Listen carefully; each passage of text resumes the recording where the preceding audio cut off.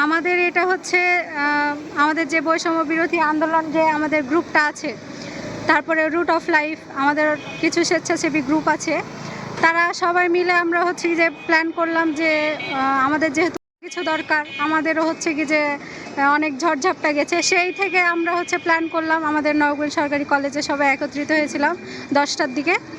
তারপরে হচ্ছে সবাই গ্রুপ ওয়াইজ ভাগ হয়ে গার্লস স্কুলের দেওয়ালে কেউ কেউ গেছে, কেউ এক্সিমের কাছে গেছে, কেউ আমাদের নওগাঁ সরকারি কলেজের। তো এইখানে আমাদের কাজটা হচ্ছে যেন আমরা ধরেন যে তুলে ধরতে পারি, সবাই দেখতে পারে জিনিসটা, যারা হয়তো জানে না বা হচ্ছে এখনও বুঝেনি বিষয়টা কি, তারা যেন এইটুক দেখে কিছুটা ধারণা নিতে পারে, সেই থেকে আমাদের এই কার্যক্রম। আমি হচ্ছে মূলত একজন আর্টিস্ট, সেই থেকে কিছুটা হলে ফুটিয়ে তোলার চেষ্টা করছি যেন সম্পূর্ণটাই মানুষের কাছে অনেক ভালোভাবে পৌঁছে যায়। গ্রুপ ওয়াইজ কাজ হচ্ছে, তো এটা আমাদের নিঃস্বার্থভাবে, মানে যে যেরকম পারে সবাই আমরা নিজ থেকে এগিয়ে আসছি।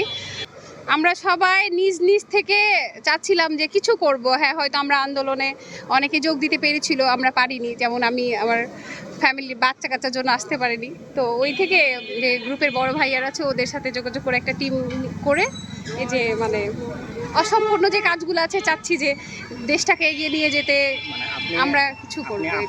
আসসালামু আলাইকুম, আমি মোহাম্মদ রেজওয়ানুল কাদের।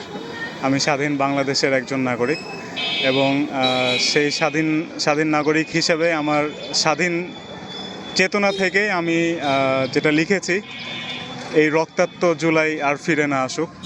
অবশ্যই আমি চাই না আমার যে ছাত্র ভাইয়েরা মারা গেছে, যাদের যে রক্তক্ষরণ হয়েছে, যে ভাইয়েরা আহত হয়েছে, ঠিক আছে, বা বাংলাদেশের যারা মারা গেছে আন্দোলনে, সাধারণ মানুষ থেকে শুরু করে প্রশাসনের লোক, আমি চাই না আমার এই দেশে, আমার এই স্বাধীন দেশে আর রক্তাক্ত হোক কখনো।